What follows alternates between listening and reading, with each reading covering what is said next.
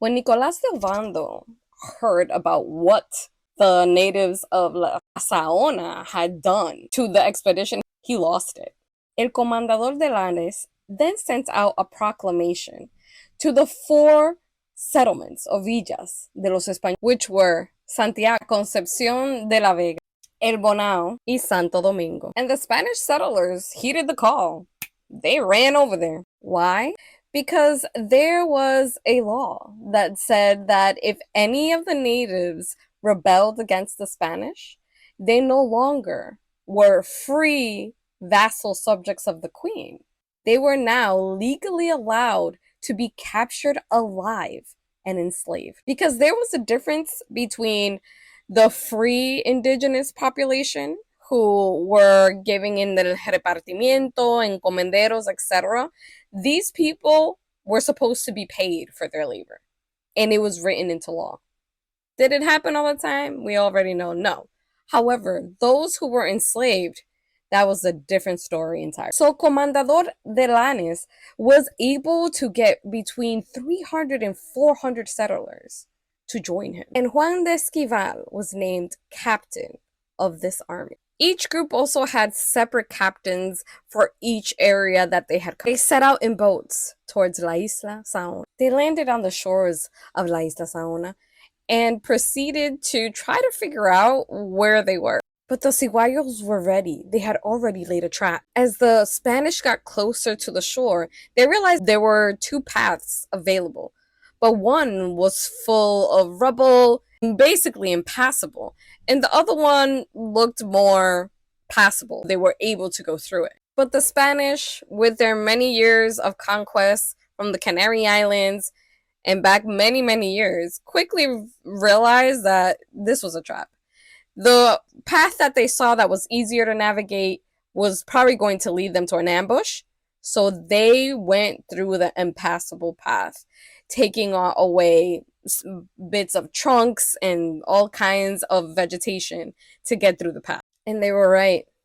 The Tainos were waiting for them in the path, at the end of the path that was clear, and by them going into the impassable path, they ended up actually going behind them. And unfortunately, the Tainos ended up getting ambushed. Even so, they fought hard against the Spanish as much as they could. The Tainos used their bows and arrows with their tips poisoned. They also threw rocks. They also used different weapons, but the Spanish did as well. The Spanish had several weapons. They in particular liked la ballesta, which we know as a crossbow. And even though these weapons were a little bit slower, they were very effective. Juan de Esquivel and his 400 men were able to capture about 600 Tainos. These captives were put inside a boyo and it was lit on fire. Las Casas says that he took out all the bodies and he counted them one by one, and that he counted about 700.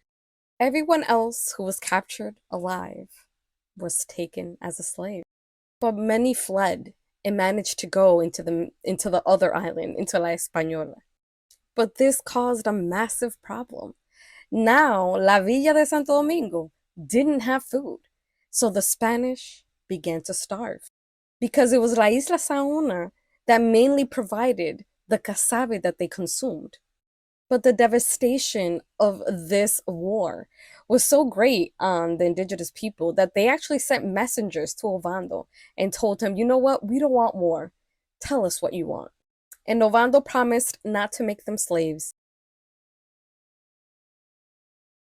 So once again, El Casabe saved the Spanish because they were also desperate for this first war with Higuey to end.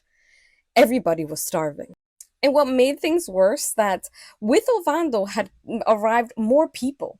So more people to feed when there was barely any food. And now destroying the relationship that they had with their only source, really, of food was ridiculous. So I'm pretty sure that if it hadn't been because the Spanish had no idea how to make this, they would have just destroyed everybody. Peace was successfully obtained by the indigenous people only because the Spanish were interested in their labor. To formalize this peace, their main cacique, COTUBANAMA met up with Juan de Esquivel. COTUBANAMA was described in an interesting way by Bartolomé de las Casas. He says the following: Este cacique y señor era estimado por el más esforzado de toda aquella provincia, y era el más lindo y dispuesto hombre que entre 1000 hombres de cualquiera nación, creo yo, que se hallara. Tenía el cuerpo mayor que los de los otros. Creo también que tenía una vara de medir entera de espalda a espalda. La cintura la ciñeran con una cinta de 2 palmos o muy poquito más. Tenía la llave de las manos de un gran palmo, los brazos y las piernas y todo lo demás a los otros miembros muy proporcionado, el gesto no hermoso, sino de hombre fiero y muy grave. Su arco y flechas era del doblado gordor que los de los otros hombres. In other words, this guy was big. And it was something that was notable about los Higuayos. They weren't of a smaller stature as the other Tainos. They were known to be bigger and strong.